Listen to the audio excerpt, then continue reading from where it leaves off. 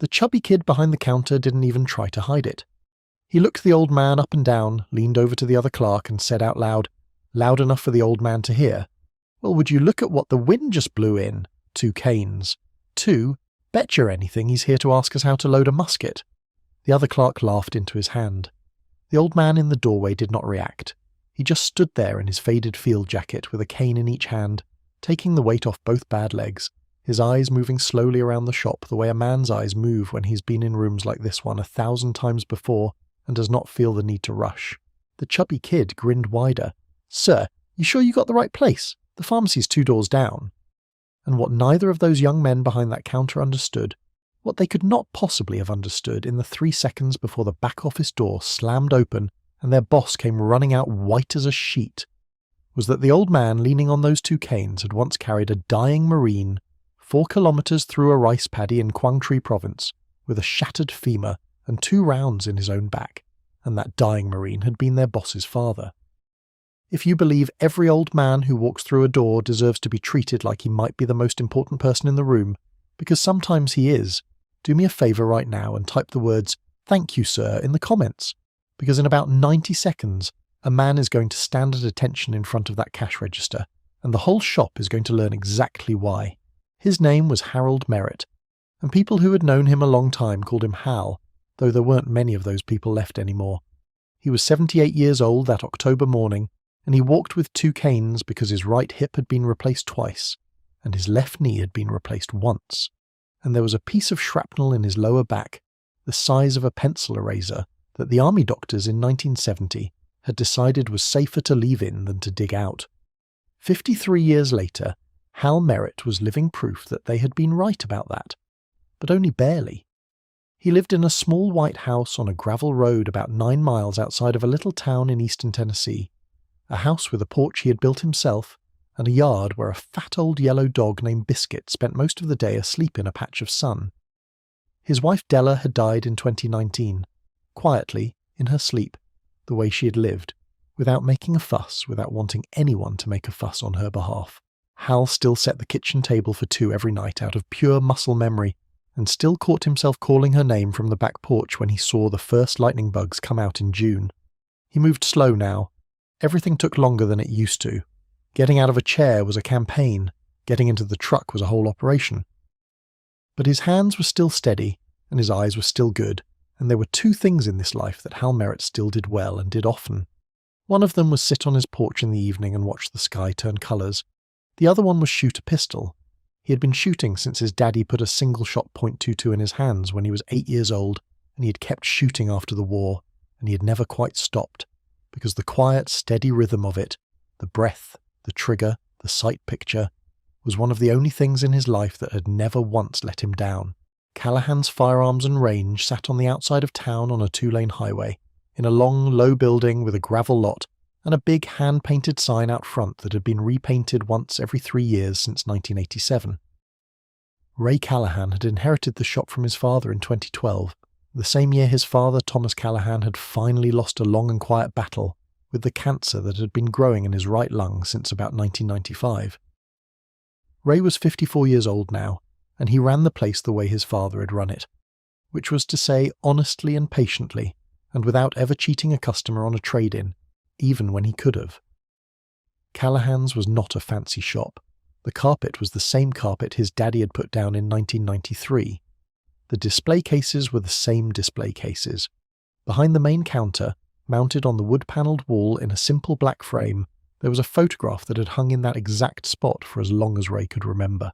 It was a black and white photograph of a young Marine in jungle fatigues, standing next to a Huey helicopter on a dusty landing zone somewhere in Vietnam, holding his helmet in his hand and squinting into the sun. The young Marine in the photograph was Ray's father, Thomas "Tommy" Callahan, taken in June of 1969, about 4 months before the ambush in Quang Tri province that had nearly killed him. Every customer who had ever stood at that counter for the last 30 years had seen that photograph. Most of them had never asked about it. A few had asked, and when they asked, Ray told them the short version, which was that his daddy had served in Vietnam and had come home alive because of another man. Ray never told the long version. The long version had too many parts in it that he did not know how to say out loud. but the short version always ended the same way. Ray would nod at the photograph and say, "I keep that up there because there's a man walking around somewhere out there who saved my daddy's life, and I never got the chance to thank him. So I keep my eyes open. You never know." And nobody who had ever heard Ray Callahan say that line had understood that he was telling the absolute literal truth, or that he had been watching his front door for 30 years waiting for a man he had never met to walk through it. Ray had hired Tyler 3 months ago out of a community college gunsmithing program because his regular guy had moved to Knoxville and he needed the help. Tyler was 23, a little soft around the middle, smart with his hands but not yet smart with his mouth, and Ray had been patient with him the way a man is patient with a younger version of himself. The other clerk on the floor that morning was Brandon, 19. Tyler's buddy from back in high school, hired part-time on weekends. Ray was in the back office going over the monthly books when the door chime rang out in the front. He heard it, made a mental note of it, and kept working on the spreadsheet in front of him, because that was what a working man did on a Tuesday morning. He did not get up. He did not look at the camera monitor on the corner of his desk. Not yet. Tyler and Brandon were up front and they could handle a walk-in. What Ray Callahan did not know, as he sat there in the back office with his coffee cooling at his elbow and his reading glasses halfway down his nose, was that the front door of his father's gun shop had just opened to admit the one man in the world that Ray had been watching for since he was old enough to understand what his father had been trying to tell him about the afternoon in the rice paddy, when the sky opened up and the world almost ended. Hal Merritt had taken his time getting out of the truck. It always took him time. He got the first cane out, planted it in the gravel, levered himself up on it, got the second cane out and stood for a moment catching his breath against the side of the old silver Chevy. Then he walked, slow and careful, across the lot toward the door. He had been coming to Callahan's for about 6 years, not often, maybe 3 or 4 times a year, mostly for ammunition and once for a new recoil spring for his old 1911. He had always dealt with Ray directly, or with the guy before Tyler, an older fellow named Dean. He had never met Tyler or Brandon, and when he pulled open the glass door and stepped inside, the two of them were in the middle of a conversation about a video game and did not look up for almost 4 full seconds. In those 4 seconds, Hal took in the shop the way he always took in a new room. The glass cases along the walls, the rack of long guns behind the counter, the smell of oil and brass and old carpet, and the photograph on the wall behind the counter mounted in the black frame of a young Marine standing next to a Huey. Hal's eyes stopped on that photograph and stayed there, and he did not move, and his face did not change, but something inside his chest went very quiet and very still, the way the air goes quiet and still before a summer storm breaks over a ridgeline. Tyler finally looked up from his phone, and that was when he saw the old man leaning on his 2 canes in the middle of the floor, and that was when he said the thing about the pharmacy being 2 doors down, and that was when Brandon laughed into his hand, and none of them, not Tyler and not Brandon and not Hal himself, understood yet that the photograph on the wall had just changed every single thing about what was going to happen next. Hal did not answer Tyler's joke. He simply walked forward, slow and deliberate, cane by cane, across the carpet toward the main counter. Each step took effort. You could see the effort in the way his shoulders moved. But he did not stop and he did not hurry, and by the time he reached the glass case in front of the register, Tyler had stopped grinning, because there was something about the way the old man was moving that was starting to make the back of his neck feel strange, and he did not yet have the vocabulary for what that feeling was. Hal set both canes carefully against the side of the counter, one at a time, and then he placed both hands flat on top of the glass to steady himself. He looked up at Tyler. His eyes were a very pale blue, almost grey, the kind of eyes that had watched the sun come up over a lot of bad mornings. "Son," he said, and his voice was quiet but perfectly clear, "I'm looking for a cleaning kit for a Colt 1911, the old mil-spec kind. Rods, brushes, patches, not one of the plastic boxes. The real kind." Tyler blinked. He recovered his grin, but it was a slightly smaller grin now. Yeah, we got some cleaning kits over there on the wall, Pops. But I gotta be honest with you, the stuff we carry is mostly the modern polymer kits.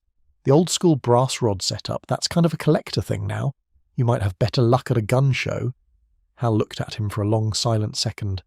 Then he said, "I've been shooting a 1911 since 1967, son. I know what I'm looking for. You got one or you don't?" And Brandon, who had been watching this whole exchange with a stupid half-smile on his face, chose this exact moment to say, under his breath but audible, "Jesus, Ty, just sell Grandpa a Q-tip and send him on his way." And that was the sentence that broke something in Hal Merritt that had been holding for 53 years. It did not break the way you might expect. Hal did not raise his voice. He did not turn and glare at Brandon. He did not say anything at all for a long moment. Instead, he turned his head very slowly and he looked up, over Tyler's shoulder, at the black-framed photograph on the wood-panelled wall. The photograph of the young Marine standing next to the helicopter. And for a long, long moment, Hal Merritt did not move. He looked at that photograph the way a man looks at a face he has seen 1,000 times in his dreams, but never once in waking life in the 53 years since the last morning he laid eyes on it. The helicopter. The landing zone. The way the kid was holding his helmet. The way his left sleeve was rolled 2 turns instead of 3, which was the way Tommy had always rolled his sleeves because his left arm was shorter than his right by about half an inch, an old childhood break that had healed funny. The knees of his trousers were dark with mud. Hal knew that mud. He had been pulled out of that same mud on that same landing zone on that same afternoon, because the bird that flew Tommy out that day had come back for the rest of them an hour later.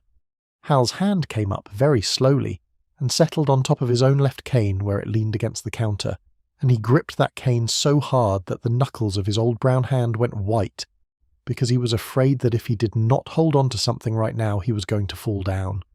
Tyler saw the old man staring at the photograph and misread it completely. "Yeah, that's the boss's dad back in the day. Vietnam. Pretty cool picture, huh? Boss keeps it up there for like sentimental reasons or whatever. You want to look at those cleaning kits?" Or Hal did not let him finish. He turned his head back to look at Tyler, and something in the old man's eyes had changed, had gone very deep and very quiet, and Tyler for the first time felt actively afraid of him, without understanding why. "Son," Hal said, and his voice was lower now, almost gentle, almost tender, the voice of a man speaking across a distance he had not crossed in half a century. "Is that Tommy Callahan's picture?" Tyler froze. Brandon stopped smiling. Tyler was not a malicious young man. He was a lazy young man and an ignorant young man, but he was not cruel in his heart. And in the second after Hal Merritt said the name Tommy Callahan out loud in the middle of that quiet shop, Tyler understood, in a rough, half-formed way that he would spend the next 10 years trying to articulate and failing, that he had just walked over a line he had not known was there. He did not know who the old man with the 2 canes was, but he knew that the old man had just said his boss's father's name with a specific kind of weight on it, a weight that did not come from reading a name off a photograph caption, because the photograph on the wall did not have a caption. Tyler's mouth opened. Nothing useful came out of it. He said. "Yeah, that's Mr. Callahan's dad. Tommy. You knew him?" Hal Merritt did not answer that question right away. He was not ignoring Tyler. He was somewhere else for a moment, somewhere a very long way from that gun shop in eastern Tennessee, somewhere in a rice paddy in Quang Tri Province in October of 1969, where a 19-year-old kid from Pennsylvania with mud on his knees was screaming for a medic who was already dead. Hal blinked once and came back. "Yes, son," he said softly. "I knew him. I knew him real well. For about 6 hours one afternoon. That was enough." Brandon, who was still not as smart as he needed to be, and was not going to get smart for another 15 years, opened his mouth and said, 6 hours? Man, you must have a pretty wild memory to remember one guy you hung out with for 6 hours 50 years ago. And Tyler, bless him, reached over and put a hand on Brandon's shoulder hard enough to shut him up because Tyler had just figured out, about 8 seconds too late, that the old man at the counter was not somebody you made jokes in front of. Meanwhile, in the back office, Ray Callahan was still looking at his spreadsheet. The glance at the security camera monitor that was going to change the rest of his life had not happened yet. But it was coming.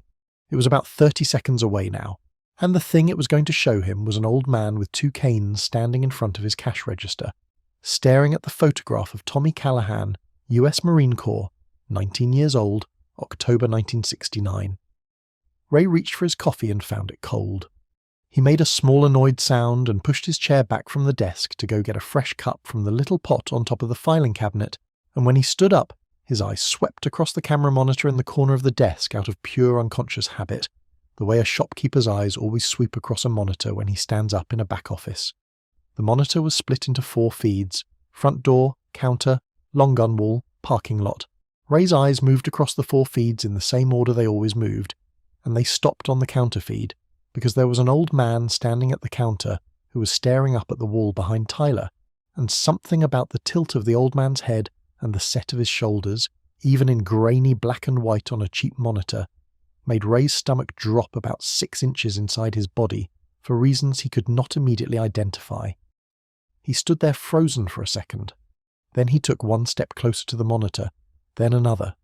His hand came up and touched the top of the little screen, as if physical contact with it was going to make the picture clearer. He saw the 2 canes. He saw the field jacket. He saw the old man's right hand come up and grip the cane, and he saw the knuckles go white. And he saw the direction of the old man's gaze, and he knew without any doubt at all, because his whole life had been training him for this moment without him realizing it, that the old man at the counter was looking at the photograph of his father. Ray Callahan did not make a sound. He just turned and walked, and then he walked faster, and then he was running, and the back office door slammed open against the wall behind him with a crack that Tyler and Brandon and Hal all heard from the front of the shop. Ray came out of the back hallway at a dead run, and he stopped so hard about 6 feet short of the counter that his boots slid on the carpet. His face was completely white. He was breathing fast.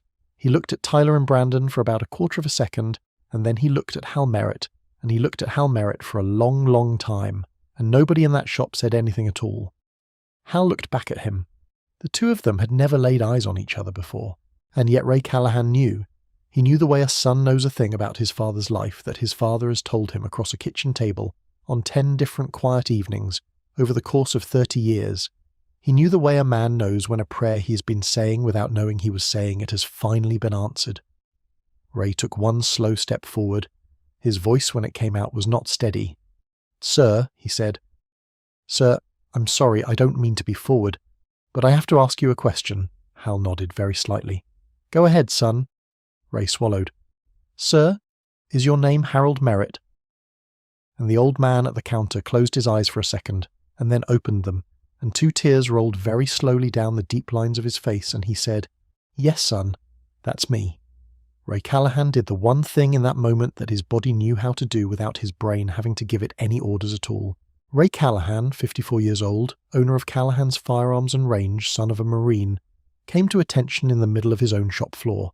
His heels came together, his shoulders squared, his chin came up, and his right hand came up in a slow, perfect, civilian salute.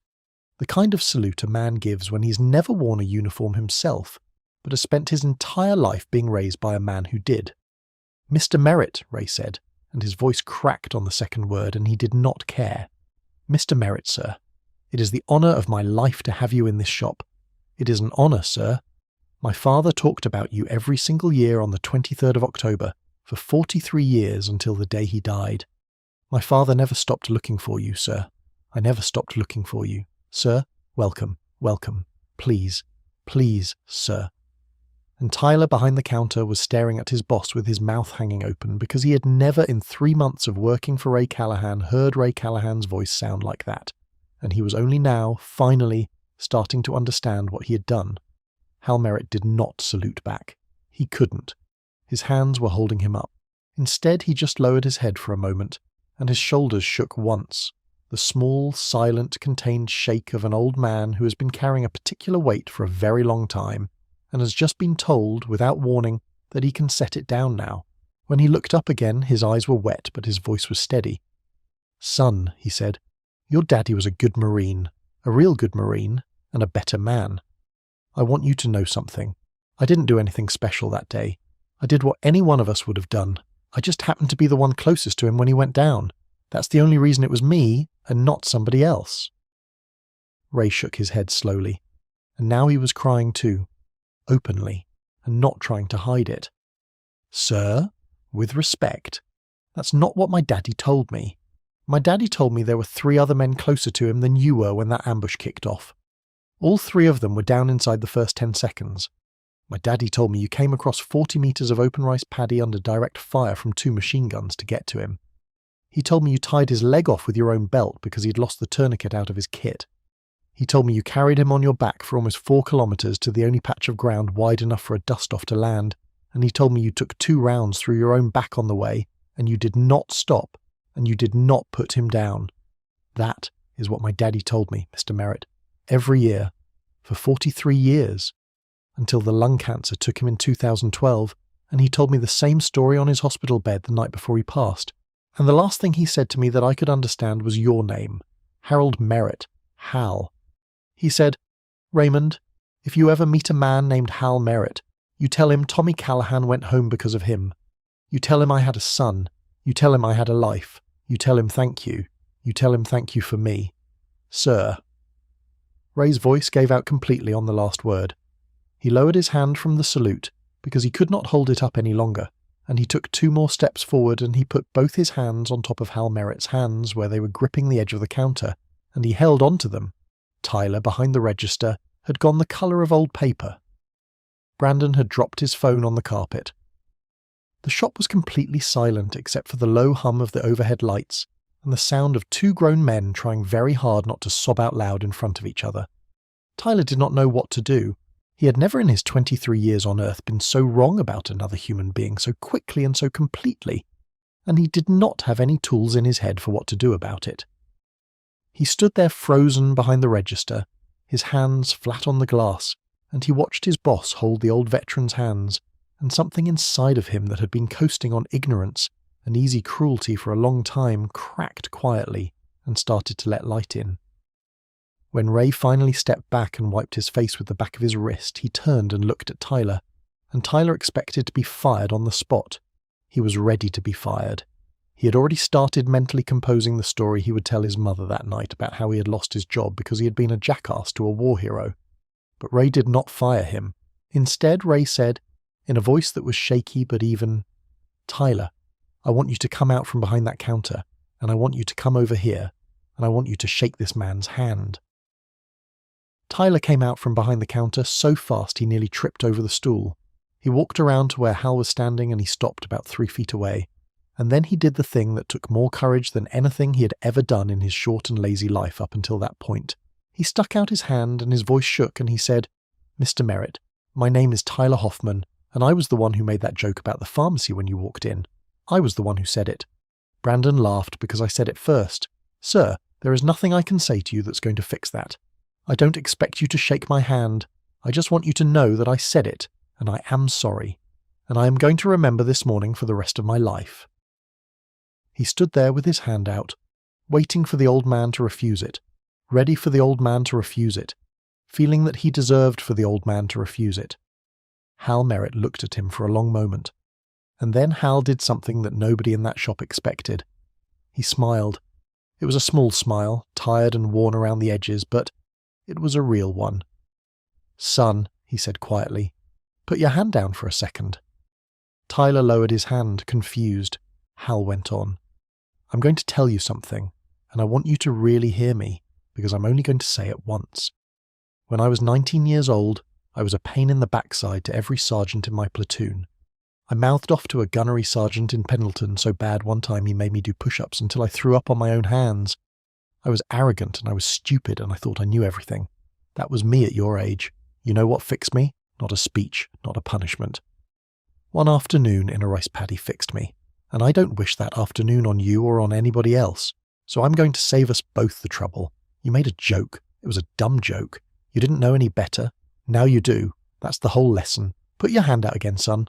Tyler put his hand out again, and this time Hal Merritt took it in his own big rough brown hand, and he shook it once, firm and proper, the way a man shakes the hand of another man he has decided to forgive.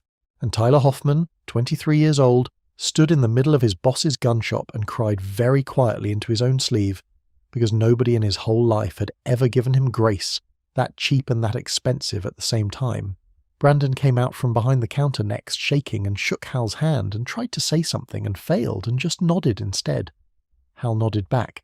Ray Callahan reached under the counter and pulled out the little folding chair he kept back there for long days, and he carried it around and set it down next to Hal, and he said, Sir, please, sit down. Your legs have been holding you up long enough. I have a lot of questions and I want to make sure you have time to answer all of them, and I'm not letting you leave this shop until you have told me every single thing you remember about my daddy, on the day you met him and the day you saved him. I have been waiting for this conversation for 43 years. Hal lowered himself carefully into the chair, wincing a little as his bad hip complained, and he set both canes across his knees, and he looked up at Ray and at Tyler and at Brandon, and he said, "Well, all right then. I guess we better start from the beginning. Your daddy was already laying in the mud when I got to him. But before that, about 20 minutes before that, he was walking about 4 men ahead of me in the file, and he was humming. I don't know if you knew this, son, but your daddy used to hum under his breath when he was walking patrol. Not a real tune, just a sound he made. I remember thinking to myself, that boy up there humming is going to get all of us killed." And then the tree line opened up on us. What Hal Merritt told Ray Callahan in that gun shop over the next hour and a half was the story of one afternoon in October of 1969 that Tommy Callahan had never been able to finish telling his own son, because Tommy had been unconscious for most of it. Hal told it slowly and quietly, with his hands folded over the tops of his 2 canes and his pale eyes fixed on the middle distance somewhere just past Ray's left shoulder. He told Ray about the moment the first machine gun opened up from the wood line, and how the file had gone to ground in water up to their elbows. He told Ray how 3 men around Tommy had been hit in the first burst, and how Tommy had gone down with one leg bent underneath him at an angle that meant bone. He told Ray about the crawl across the open paddy, and about the mud, and about the belt, and about how Tommy had looked up at him and said, in a perfectly calm voice that Hal had never been able to forget, "Hal, my mum is going to be so mad at you if you don't get me out of here." He told Ray about the weight of a full-grown Marine on his back through 4 clicks of flooded rice paddy. He told Ray about the moment the first round hit him in the lower back, and how he had thought, for about a half second, that a hornet had gotten him, because he was 19 years old and he did not know yet what it felt like to be shot. He told Ray about the little patch of hard ground where the Huey finally put down, and about how he had laid Tommy on a poncho liner and had sat next to him holding his hand until the crew chief pulled them both on board. And then he told Ray the part Ray had never heard, the part his daddy had never known, because his daddy had been unconscious by then. He told Ray that when the bird lifted off, he, Hal Merritt, had looked down at Tommy Callahan's face and had promised him, out loud, over the sound of the rotor blades, that he was going to make sure he got home, and that if he didn't get home, Hal was going to find his mama himself and tell her that her boy had been brave. He told Ray that he had kept his half of that promise, and that he had always wondered if Tommy had kept his, and now, sitting here in the gun shop, he knew. He knew that Tommy had kept his. Ray Callahan listened to all of this without moving, and when Hal was finally finished, Ray stood up, and he walked around the counter, and he walked to the back wall, and he took the framed photograph of his father down off the hook where it had hung for 30 years, and he carried it back around the counter, and he set it gently in Hal Merritt's lap. "Sir," he said, "I want you to hold him for a minute. He's been up on that wall waiting for you. I want you to hold him." And Hal Merritt held that photograph in his 2 old hands and looked down at the face of the 19-year-old Marine he had carried across a rice paddy 53 years ago. And he said very softly, so softly only Ray heard it, "Hey Tommy, I told you I'd see you again, didn't I?" There is a version of this story that ends right there in that gun shop, with the old veteran holding the photograph and the shop owner standing behind the counter with tears in his eyes, and the 2 young clerks standing off to the side learning a lesson in silence, and for a lot of people that would be enough. But the real story did not end there, because the real story almost never ends at the moment you think it should. Ray Callahan called his wife from the landline behind the counter and told her, in a voice that was not quite his usual voice, that she needed to come down to the shop right now and that she needed to bring the kids, both of them, because something important was happening and he wanted his children to meet someone. He did not tell her who, he just told her to come. Then he put up the closed sign on the front door, right in the middle of a Tuesday morning, something he had not done in 12 years of owning the shop. He turned to Tyler and Brandon and said very quietly, "You 2 are still on the clock. You're going to sit here quietly and you're going to listen to everything this man says. And if he needs a glass of water, you're going to get him a glass of water. And if he needs anything else, you are going to get him that too. And if he asks for a cleaning kit for a 1911 before the end of the day, Tyler, you are going to pull the nicest one off the shelf, and you are going to put it in a bag and you are going to walk it out to his truck for him, and you are not going to charge him 1 red cent for it. Do you understand me?" Tyler nodded so hard his glasses slipped down his nose.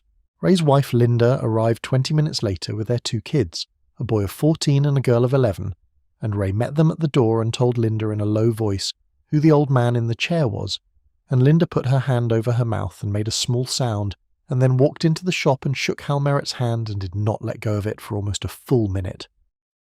The kids, who had grown up hearing stories about their granddaddy from their own father, stood very still and very quiet and looked at Hal with wide eyes, the way children look at a character from a bedtime story who has walked out of the book and into the kitchen. Ray's son, the 14-year-old boy, whose name was Thomas after his grandfather, walked up to Hal Merritt and stuck out his hand like a little man and said, "Mr. Merritt, my name is Thomas Callahan, and my grandpa was the guy you saved." Hal shook the boy's hand slowly and carefully, and he said, "Thomas, you look a lot like him. Around the eyes. He had those same eyes." And the boy's lip trembled, and then he did something none of the adults expected. He leaned in and hugged Hal Merritt around the shoulders, and Hal sat in the little folding chair with his 2 canes across his knees and the framed photograph still in his lap, and he let the boy hug him, and he closed his eyes. Ray's daughter, the 11-year-old, stood next to her mother and watched all of this with a seriousness beyond her years, and later that night she would ask her father if Mr. Merritt had any family of his own, and Ray would answer honestly that he did not think so, and the little girl would think about that for a while and then say, "Daddy, I think he should have some now. Us, I mean. I think we should be his family now." And Ray, sitting on the edge of her bed, would not be able to answer her right away because his throat had closed up, but he would nod, and he would kiss her on the top of her head, and he would say, "Yeah, baby, I think so too." Back in the shop, before any of that happened, Ray insisted on walking Hal through the whole place, showing him every corner, and when they got to the ammunition wall, Ray pulled down a case of .45 ACP and set it aside and said, "This is going out to your truck with you, Mr. Merritt. So is every box of .45 I sell from this day until the day I close this shop for the last time. I don't want to hear any arguments. My daddy would put me on the porch if I tried to charge you for ammunition." Hal tried to argue. Hal argued the way he did everything else, quietly and patiently and without raising his voice. Ray did not budge. In the end, Hal said, "All right, son, but only if you let me pay for the cleaning kit. I came here for a cleaning kit. Let me pay for the cleaning kit." And Ray, after a long pause, nodded, because he understood that Hal Merritt was a man who had been buying his own things for 78 years and was not about to stop now, and that allowing him to pay for the cleaning kit was itself a form of respect. So Hal paid for the cleaning kit. Ray rang it up on the register with shaking hands. The cleaning kit cost $18.47. Hal paid in cash, exact change, the way old men always do. Hal Merritt drove home that afternoon with a case of .45 ACP on the passenger floorboard and a brand new cleaning kit on the seat next to him, and the framed photograph of Tommy Callahan wrapped in a shop rag and resting very carefully in his lap because Ray had pressed it on him, and he had not known how to refuse. The photograph was going up on the wall of Hal's little living room that evening, on the same wall where his own framed discharge papers had hung for 30 years, right next to them, so that the 2 pieces of paper could finally sit side by side the way they should have been sitting all along. The drive home was 40 minutes on 2-lane roads, and Hal did not play the radio. He rolled the window down a crack and let the cool October air come in, and he drove with one hand loose on the wheel and the other hand resting gently on top of the wrapped photograph on his lap, and he thought about Tommy and about Della and about the long, strange journey a man takes from 19 to 78 without ever quite understanding how he got from one end of it to the other. When he pulled into his own gravel driveway, Biscuit was waiting for him on the porch, tail thumping slowly against the boards. Hal got out of the truck the way he always got out of the truck, cane by cane, and he carried the photograph inside, and he set it on the kitchen table, and he sat down at the table and looked at it for a long time. Then he got up and he found a nail and a small hammer, and he walked over to the wall beside his discharge papers, and he carefully tapped the nail into the plaster. He hung the photograph. He stepped back. He looked at the 2 framed things on the wall side by side, Tommy's picture and his own papers, and he nodded once, slowly, and he said out loud into the empty room, "There you go, brother. You're home now." Biscuit padded in from the porch and leaned against his leg, and Hal reached down and scratched behind the old dog's ears, and the late afternoon sun came in through the kitchen window, the colour of honey, and for the first time in a very long time, Hal Merritt felt something in his chest that was not quite peace but was close enough to peace that he could live with the difference. The thing about a story like this one, the thing that matters more than the salute and the apology, and the grown men crying in a gun shop in the middle of a Tuesday morning is the part you almost miss if you're not paying attention. It is not the heroism in the rice paddy, although the heroism in the rice paddy was real. It is not the vindication at the counter, although the vindication at the counter was earned. The thing that matters is what a young man named Tyler Hoffman, who had never served a day in his life and had laughed at an old man with 2 canes for no reason other than boredom and bad habit, carried out of that shop when he finally went home that night. Because Tyler did not get fired. Tyler did not get punished. Tyler got shown something he did not deserve to be shown by a man who did not owe him anything at all. And Tyler went home that night and sat on the edge of his bed in his little apartment above his mother's garage, and he cried for about 20 minutes, and then he got up, and he took a piece of paper and a pen, and he wrote Hal Merritt a letter. He did not mail the letter. He did not know Hal's address. He put the letter in the top drawer of his dresser, and he read it to himself every morning for the next 6 months before he went to work. And by the end of those 6 months, Tyler Hoffman had stopped making jokes about old men in public. He had stopped making jokes about anybody in public. He had become, very slowly and very quietly, the kind of young man who held doors open and carried bags to cars without being asked and called older customers sir without smirking about it afterward. Ray Callahan noticed the change but did not say anything about it, because Ray Callahan understood, the way his daddy had understood before him, that there are some lessons a man has to learn in private, even after he has learned them in public, and that is the real lesson of this story, the one that matters the most, the one that every single person watching this video right now should take home with them, whether they are 19 years old or 90. You never know who just walked into the room. You never know whose back bears the scars of pulling somebody else out of the dark. You never know which old man with 2 canes is the only reason somebody else is alive to run a gun shop in eastern Tennessee. So the next time you see a stranger who is older and slower and stranger than you are, do yourself a favour. Slow down, hold the door, say sir or ma'am, and mean it. Because grace is cheap to give and expensive to earn, and you never know when you're going to need somebody to give it to you. Hal Merritt is still alive. He is still living in that little white house outside of that little town in Tennessee. He still has biscuit. He still shoots his 1911 on Sunday afternoons in his own backyard, very slowly and very carefully, 1 round at a time. And the photograph of Tommy Callahan is still on his wall right next to his discharge papers, where it has been since the afternoon a 54-year-old gun shop owner stood at attention in the middle of his own floor and saluted an old man with 2 canes who had been the answer to a prayer his whole family had been saying for 43 years. If this story meant something to you, if it reminded you of somebody in your own life that you've been meaning to call, or to thank, or to visit, please do me one small thing right now. Hit that subscribe button so stories about men like Hal Merritt keep finding you when you need them, and in the comments below, type 1 word. Just 1. Type the word saluted. Say it for Hal, say it for Tommy, say it for every old man who ever walked into a room on 2 canes and got laughed at by somebody who did not know any better. They are still out there, and they are still waiting to be recognized.